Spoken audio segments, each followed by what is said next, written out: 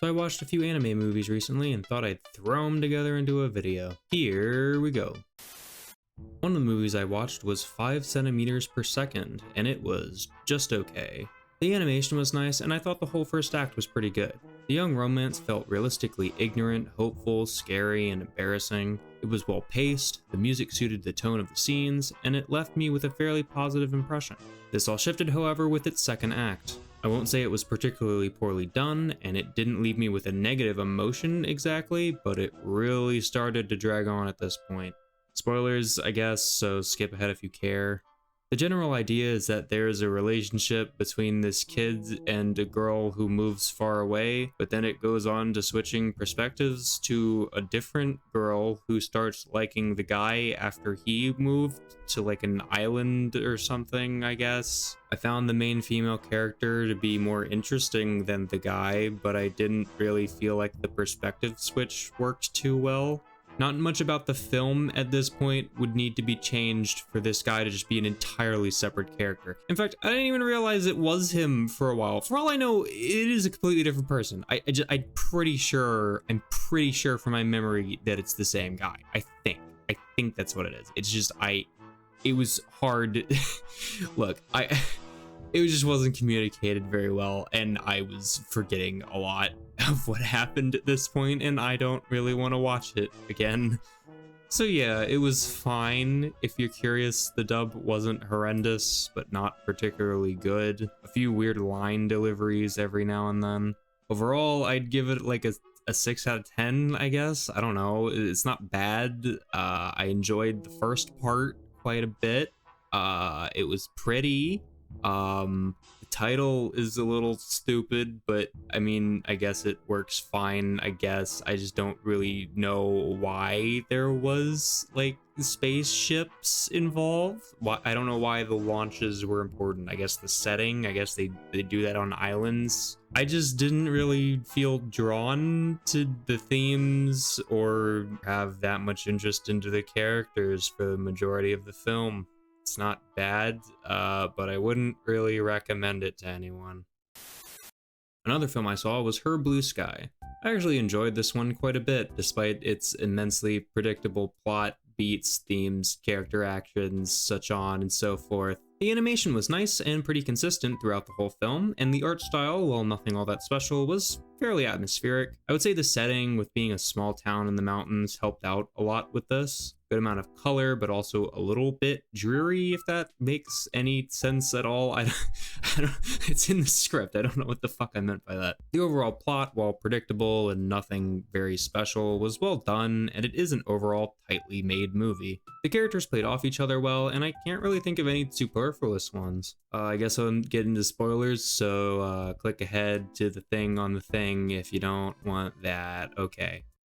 So this may be one of the most cookie-cutter anime films I have ever seen, which is saying a lot.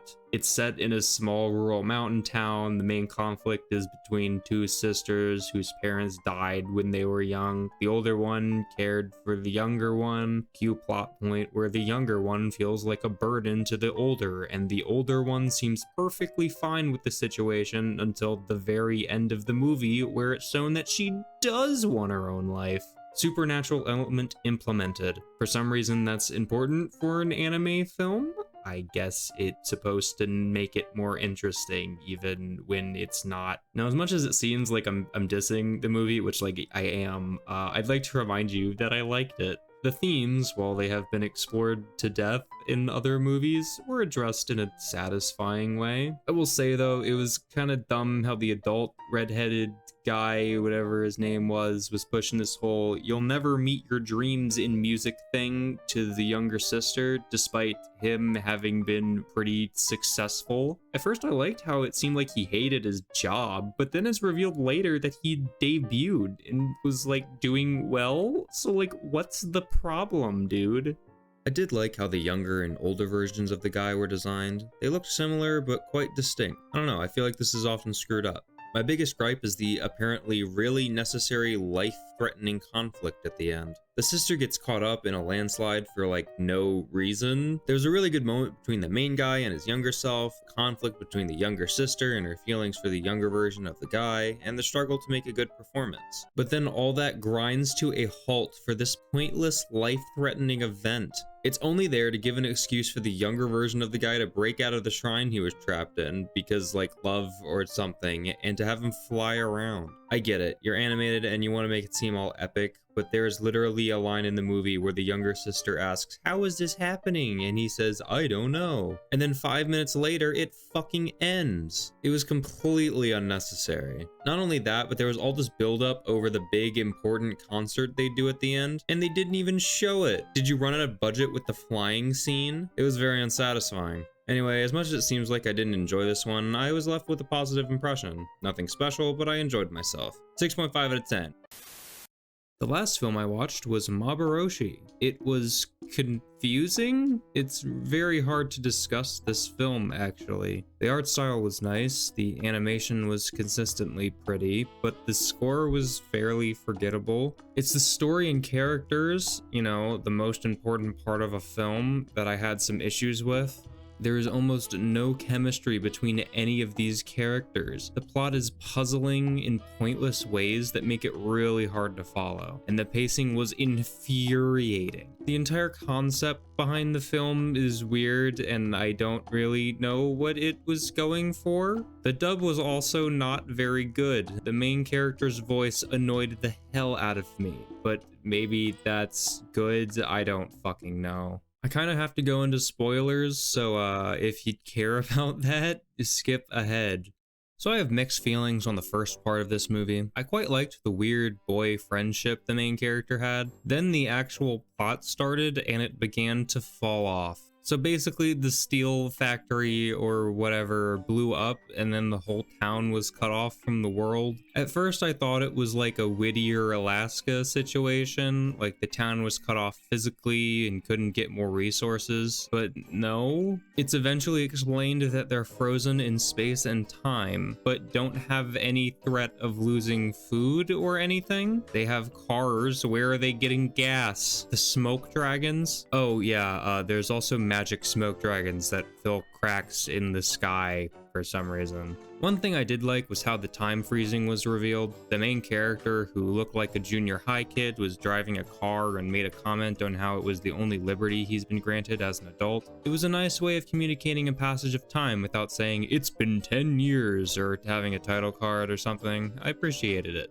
I should also mention that the town thinks the smoke dragons, which come out of the steel factory, are punishing them for not being properly praising to the gods. So they put a temple guy or a priest or whatever the fuck they're called in charge, and he decides that the best thing to do is to keep everybody the same so that they can re-assimilate into society when they get back. But there are two things about this. One, where did they even get this idea? Who says they'll ever get back, and why would staying the same help at all? Do they think the rest of the world is frozen? Why is that? Do they think the world is moving on? If so, why would staying the same do anything? Their town fucking disappeared. That's already weird. Now, it could be the case that the contradiction between desiring everyone to be the same while also having changes, like having the kids drive cars, is a commentary on how futile conservatism can be, and the illogical thinking behind this whole policy is a reflection of that idea, but regardless, it's still dumb.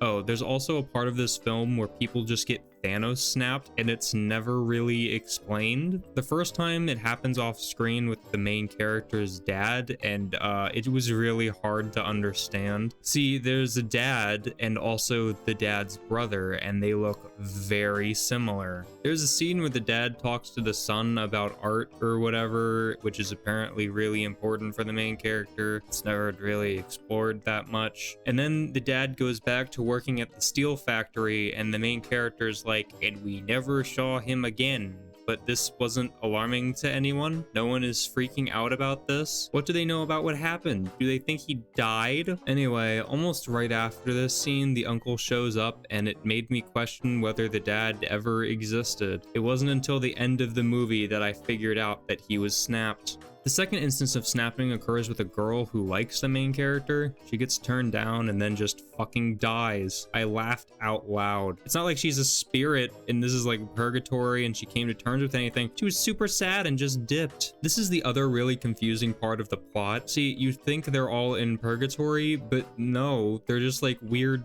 memories. So the main character is seen later through like a rift in the world as like a 30-year-old guy. So he's alive, but the dad is explained to have died in the steel factory explosion. So he was kind of like a spirit, but not the main character. What exactly they are is never properly explained. So I don't really know what to take from it. I have no idea why it exists or why it really matters. Why did people who didn't die in the explosion get spirit memory freezed? Were the people who were snapped later the ones who died? And why did the little girl end up there at all? And why on a train? So the main part of the plot that I haven't really explained at all is that there's this little girl who showed up on a train one day, but unlike everyone else, she ages. The main character gets put in charge unofficially to care for her, and he grows attached to her. I didn't have too many problems with that part, but it gets really dumb when it's revealed that she is the real-life daughter of the main male character and the female character. It's not that it couldn't be done well, but it doesn't mean all that much for the overall story. Also, the daughter, who looks like the age of the main characters by the end of the movie, has the brain of a baby. She was very annoying throughout the film.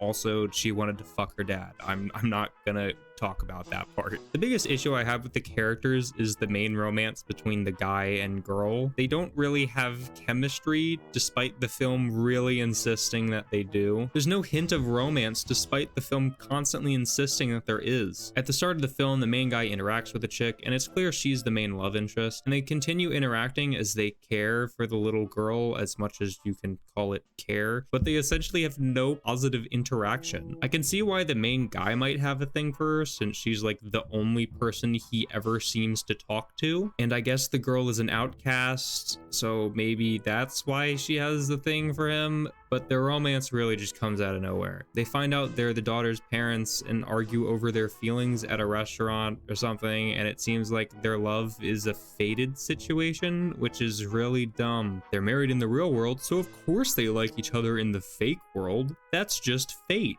Yeah, okay. Climax of the film is all about getting the daughter home by putting her on a train, but it's never really explained why she came to the spirit memory world in the first place. It seems that she got lost at a festival and found her way on a steel factory train at like 3 years old? Okay. Why was she brought to the memory world? Normally in a story like this, it'd be a person who needs to grow or change, and the world they travel to is a way to make them realize this change. Or it's a way to show how fucked up their mind is, like Alice in Wonderland. But that's not really what's happening here. The girl was like a toddler when she got there and grew up in the memory world, so there isn't much catharsis in her getting home. I also don't think this is a representation of what's going on inside the daughter's mind, because it really seems to imply that this actually happened. Like, she really disappeared as a kid and showed up years later. So what is the real point of this story? Why were the memories stuck there? Why did they go through change? Nothing really mattered. I don't know, it's just kind of dumb. I also really want to know what happened after the girl got back to reality. All we're shown is her going to the town and walking through the blown up steel factory, but we never get to see how she had to adjust her life in the real world or what it meant to her parents. None of that. It's a bit unsatisfying. So yeah, this movie's dumb, confusing, and a bit irritating. It isn't horrendous, but I wouldn't recommend it to anyone. 4 out of 10, thank you. All right, I'm gonna try to make more videos. We'll see if I actually hold to that. Thank you for watching. Okay.